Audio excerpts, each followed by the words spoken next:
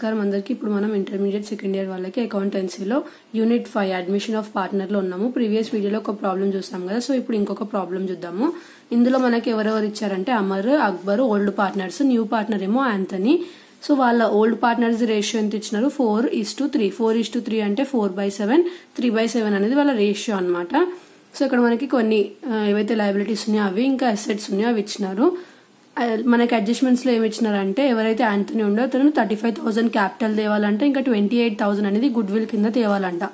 ఇంకా ఈ ప్రాబ్లం కి ప్రీవియస్ లా నేను ఎక్స్ప్లెయిన్ చేసిన ప్రాబ్లం కి ఏదైతే డిఫరెన్స్ ఉందంటే అక్కడ మనకి డైరెక్ట్ గా డిప్రిషియేషన్, అప్రిసియేషన్ అని ఇచ్చినారు. బట్ ఇక్కడ ఏమి ఇచ్చినారంటే land to be valued at 20,000 అన్నాడు. సో ఇలా అట్ 20,000 అన్నప్పుడు ఇక్కడ ల్యాండ్ ఎంత అమౌంట్ ఇచ్చిండు? 20,000 ఇచ్చిండు. ఇక్కడ ల్యాండ్ ఎంత ఇచ్చిండు? 15,000 ఇచ్చిండు. సో ఈ 15,000 కి ఈ 20,000 కి మధ్యలో డిఫరెన్స్ ఎంత ఉంది? సో 5,000. సో ఇది తీసుకోవాలన్నమాట రీవాల్యుయేషన్ అకౌంట్ లో. ఎప్పుడైతే అట్ అని ఇస్తాడో ఇలా క్వశ్చన్ లో, అప్పుడు దానికి మనం బాక్స్ లో ఉన్న దానికి కింద అడ్జస్ట్మెంట్స్ లో ఉన్న దానికి డిఫరెన్స్ తీసుకోవాలి. ఇప్పుడు ఇక్కడ కూడా అలానే సేమ్ మెషినరీ కూడా అట్ అని ఇచ్చినారు. సో ఇక్కడ 23,000 ఉంది, ప్లస్ ఇప్పుడు ఇక్కడ ఏముంది మనకి మెషినరీ దాంట్లో 25,000 ఉంది. సో ఈ రెండింటి మధ్యలో డిఫరెన్స్ ఎంత ఉందో తీసుకోవాలన్నమాట. సో ఇక్కడ మనం చూసుకున్నట్టయితే ల్యాండ్ ది అడ్జస్ట్మెంట్స్ లో ఎక్కువ వాల్యూ ఉంది, ఇక్కడ పైన తక్కువ వాల్యూ ఉంది. అంటే పైన ఏముంది 15 ఉంది, కింద 20 ఉంది. సో దీని ఇక్కడ మనకి ఏమవుతుంది? కింద అనేది పెరిగింది అనమాట. సో ఇక్కడ ఏమైంది? మనకి పెరిగింది. So add side. అదే ఇక్కడ మనము మెషినరీ చూసుకున్నట్టయితే కింద ఏముంది? మనకి 23,000 ఉంది, పైన ఏముంది? 25,000 ఉంది. సో ఈ 25,000 నుంచి 23,000 ఎక్కువనా తక్కువనా? సో తగ్గింది అనమాట. సో తగ్గింది కాబట్టి మైనస్ చేస్తాము. సో ఈ మైనస్ ప్లస్ ఎందుకు చూసుకోవాలి అంటే ఎప్పుడైతే మనం అసెట్ సైడ్ ల్యాండ్ కి ఈ 5,000 ఉంది కదా, దాన్ని అక్కడ ఏం చేయాలనేది మనకు అక్కడ తెలుస్తుంది అనమాట. ఇప్పుడు ఇక్కడ ఏం చేస్తాము? అక్కడ రాసేటప్పుడు ఈ 15,000 నుంచి ఈ ల్యాండ్ ని ఏం చేస్తాం? యాడ్ చేస్తాం 5,000 ఇక్కడ అసెట్స్ లో. అదే మెషినరీని ఏం చేస్తాము? ఈ 25,000 నుంచి ఈ 23,000 ఇంకా 25,000 మధ్య డిఫరెన్స్ ఏంటిది? 2,000. సో దాన్ని ఏం చేస్తాం? మైనస్ చేస్తాం అనమాట. సో అట్ అని ఉన్నప్పుడు డిఫరెన్స్ తీసుకోవాలి ఈ బాక్స్ లో ఉన్న రెండింటిది. ఇంకా ఎప్పుడైతే ఇలా బై అని ఉందో అప్పుడు ఈ డైరెక్ట్ అమౌంట్ తీసుకుని దాని మీద ఏం చేస్తాం? 10% చేస్తాం. నెక్స్ట్ పీబీడీ అంటే నార్మల్ రీవాల్యుయేషన్ లో డెబిట్ సైడ్ ఏం చేస్తాము? డెటార్స్ మీద ఈ అమౌంట్ ని మైనస్ చేస్తాం అనమాట డైరెక్ట్ గా. సో ఇప్పుడు మనం చూసుకున్నట్టయితే ఇది మనకి వాళ్ళు ఇచ్చిన క్వశ్చన్ అనమాట. జస్ట్ ఇక్కడ మనకి ఏం చేసినారు? డిప్రిసియేషన్, అప్రిసియేషన్ అని చెప్పి డైరెక్ట్ గా ఇవ్వకుండా ఇండైరెక్ట్ గా అడిగినారు. సో అలా అడిగినప్పుడు పైన ఏదైతే మనకి క్వశ్చన్ లో ఇచ్చినారో దాన్ని, ఇంకా కింద ఏవైతే అడ్జస్ట్మెంట్స్ ఇచ్చిన అమౌంట్స్ ఉన్నాయో వాటిని కంపేర్ చేసుకుని అది ఎక్కువ ఉందా తక్కువ ఉందా, డిప్రిసియేషన్ అప్రిసియేషన్ అనేది మనమే చూసుకోవాలి. సో ఇప్పుడు మనము ఇది చూసిన తర్వాత ఫస్ట్ మనకు వచ్చే అకౌంట్ ఏంటిది? Revaluation account. So revaluation account లో మనం ఫస్ట్ ఏం రాస్తాము? ఎక్కడ డెబిట్ సైడ్ ఏమో అన్ని ఏవైతే డిప్రిసియేషన్ ఉన్నాయో అవి రాసుకుంటాము, క్రెడిట్ సైడ్ ఏమో ఏవైతే అప్రిసియేషన్ ఉన్నాయో అవన్నీ రాసుకుంటాము. సో ఇక్కడ మనం చూసుకున్నట్టయితే మెషినరీది డిప్రిసియేషన్ ఉంది కదా, 25,000 లోకి వెళ్ళి 23,000 మైనస్ చేస్తున్నాం. నెక్స్ట్ స్టాక్ ది కూడా డిప్రిసియేషన్ ఇచ్చిండు 10%, అది చేసుకున్నాము. మళ్ళీ పీబీడీ ఇచ్చిండు, అది మనం డెబిట్ సైడ్ రాసుకుంటాము.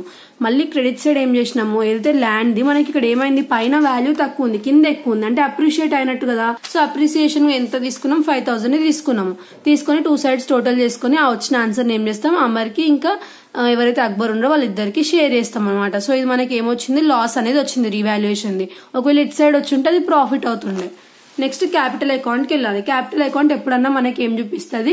క్రెడిట్ బ్యాలెన్స్ అనేది చూపిస్తుంది. సో అప్పుడు ఏం చేసుకోవాలి? బై బ్యాలెన్స్ బ్రాడర్ అని రాసుకుని ఇద్దరిది ఎవరైతే ఓల్డ్ పార్ట్నర్స్ ఉన్నారో వాళ్ళకి క్వశ్చన్ లో ఇచ్చినారు కదా క్యాపిటల్స్, అవి రాసుకోవాలి. ఇతని దగ్గర ఏం రాసుకోవద్దు.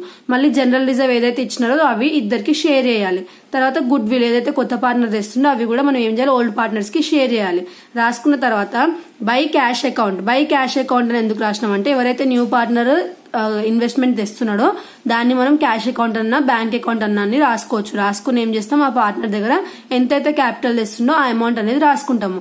రాసుకున్న తర్వాత రీవాల్యుయేషన్ ఒకవేళ ప్రాఫిట్ వచ్చింటే బై సైడే రాస్తుండే, బట్ లాస్ వచ్చింది కదా. సో లాస్ వచ్చింది కాబట్టి ఏం చేస్తాము?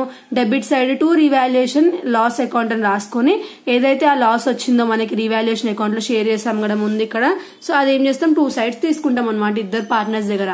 న్యూ పార్ట్నర్ దగ్గర ఏం రాయకూడదు. రాయకుండా ఏం చేయాలి? మొత్తం టోటల్ చేసుకోవాలి. టోటల్ చేసుకున్న అమౌంట్ ని మళ్ళీ ఇక్కడ సైడ్ కూడా రాసుకొని ఈ వచ్చిన 64,000 లకి వెళ్ళి 400 మైనస్ చేసుకుని ఆ వచ్చింది క్యారీ డౌన్ లో రాయాలి. మళ్ళీ 48,000 లకి వెళ్ళి 300 మైనస్ చేసి క్యారీ డౌన్ లో రాయాలి. ఇతని సైడ్ ఏం లేదుగా మైనస్ చేయడానికి, సో డైరెక్ట్ 35,000 తీసుకుంటాము. సో ఈ అమౌంట్ ఏంటిది? మనకి క్యాపిటల్ అకౌంట్స్ అంటాం ముగ్గురువి. Next general reserve the actual ఎంత ఉంది, అది బ్రాడ్ డౌన్ అంటే ఇది కూడా క్రెడిట్ సైడ్ చూపిస్తుంది బ్యాలెన్స్. సో అందుకే ఇక్కడ బ్రాడ్ డౌన్ అని రాసుకుని 14,000 అనేది మనకి ఎంత ఉంది వీళ్ళది జనరల్ రిజర్వ్ ఉంది, అది వాళ్ళిద్దరికి షేర్ చేసి డెబిట్ సైడ్ చూపిస్తాము. Next good will account. So good will account లో ఏం చేసినాం మనము, ఎంత తెచ్చిండు క్యాష్ రూపంలో గుడ్ విల్ 28,000 తెచ్చిండు.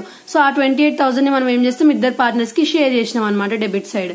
నెక్స్ట్ క్యాష్ అకౌంట్ చేయాలి. క్యాష్ అకౌంట్ ఎందుకు చేస్తాం మనము, ఎప్పుడైతే మనకి బ్యాలెన్స్ షీట్ లో వాళ్ళు క్యాష్ అన్న బ్యాంక్ అని ఇస్తారు కదా, సో అలాంటి టైంలో మనం ఆ అమౌంట్ తీసుకోము. ఏదైతే మనకి వచ్చే న్యూ పార్ట్నర్ తెచ్చే గుడ్ విల్ ఇంకేదైతే ఇన్వెస్ట్మెంట్ ఉందో క్యాపిటల్ ఉందో దాన్ని యాడ్ చేసిన తర్వాత వచ్చింది మన దగ్గర ఉన్న యాక్చువల్ క్యాష్ అమౌంట్ అనమాట.